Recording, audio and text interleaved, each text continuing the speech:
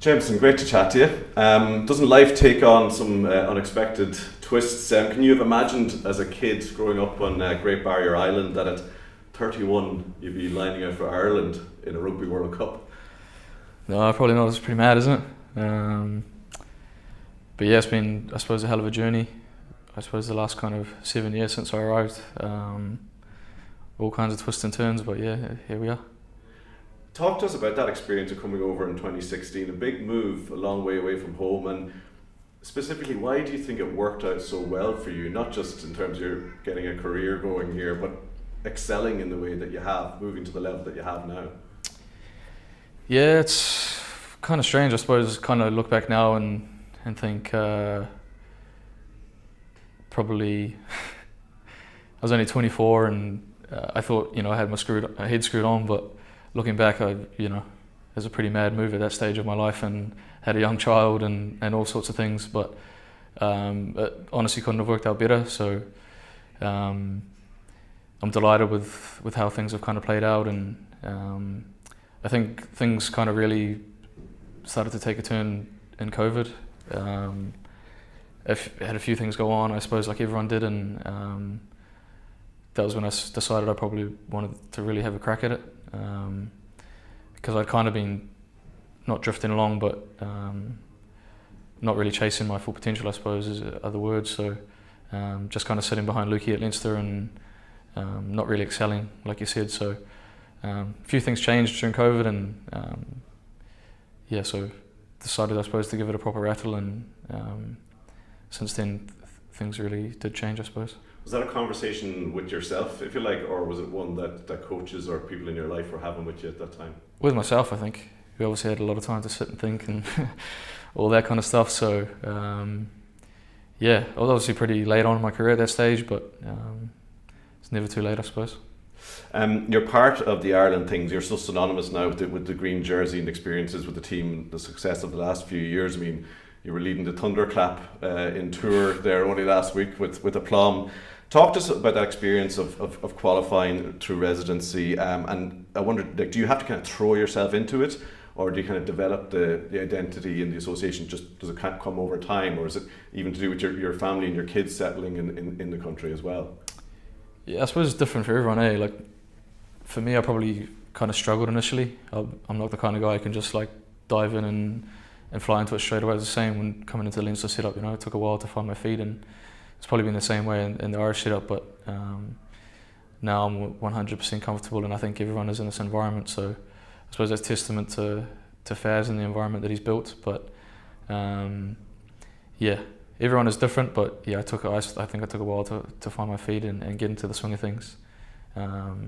Probably didn't help with the first year. Certainly, our performances probably went up to scratch. So I found it, I suppose, pretty tough, but come out the back end of it, I suppose, a little bit. Talk to us about Andy Farrell then, and he picked you out. There were a clutch of scrum halves at that time, I guess, battling for places in the squad. But he picked you out. Maybe, as you said, you weren't necessarily first choice all the time at Leinster, and people say that your style of game, that tempo game, and his style that he wanted to play with Ireland were perfectly attuned. Is that something that he said to you at the time, and was that part of what gave you that confidence? He hasn't openly said it to me, no, but I think what you said is kind of correct. I mean, there's other guys that play up-tempo games as well, but I suppose that's what he saw in me, and trusted my game was the right one to help the team excel, I suppose. So, and I'm not saying I'm the only one. The other guys have had awesome performances as well, like Murr and Craig over the years. So, but yeah, I'd like to think that, like you say, my style fits the game Faz wants to play. And you mentioned about Farrell and the environment is the word that a lot of you use. How he treats the players, that the families are involved. Why is that important for you guys? I think if you ask any of the lads about their motivations to play, it always comes back to family. And Faz, I think, is no doubt the same, along with the rest of the coaching staff. So the fact we can have them in and hanging around and they kind of all get along well. It just makes such a difference. Like certainly from my perspective, coming from overseas and that kind of thing, it can be difficult for partners, and so this environment it's been awesome for me and my family certainly, and I think a lot of the other lads would say the same. Now Johnny is back. You're up close and personal with him in terms of on the field in club and country. What is it like playing alongside him? What does he bring from your angle of it that makes him so important for this Irish team? So much, man. He's given so much, I suppose, to club and country over the years, hasn't he? And even to me, like, he's helped my game so much, and it's something I'm pretty grateful for. So, but it's hard to dwindle it down to one kind of thing, I think, with a guy like Johnny. But I suppose just his IP is his knowledge of the game. I think he's got like a photographic memory or something. He's crazy, the amount of detail that he remembers. So there's so much. It's like I said, it's hard to dwindle down to one thing. But yeah, there's no doubt he's been phenomenal over the years for club and country, and hopefully he can keep rolling. You're number 1 ranked team, and in this game against second bottom ranked in Romania, so it's sort of nothing to lose from their point of view. What is key for you guys in making the right start to this tournament in this game?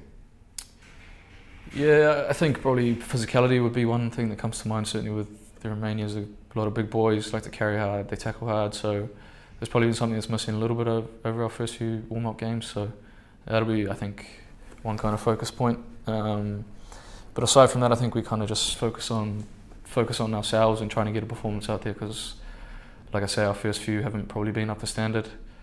There's obviously been a lot of changes and all that kind of thing, but we'll be trying to get a performance out that we can be proud of, I think. And coaches and players, you all talk about, the overall ethos being improving all the time, game from game, camp to camp, if you like. What do you want to improve, big picture, going into this World Cup from, say, where you were, in Six Nations 6 months ago, for example? I think consistency is probably a word that comes to mind.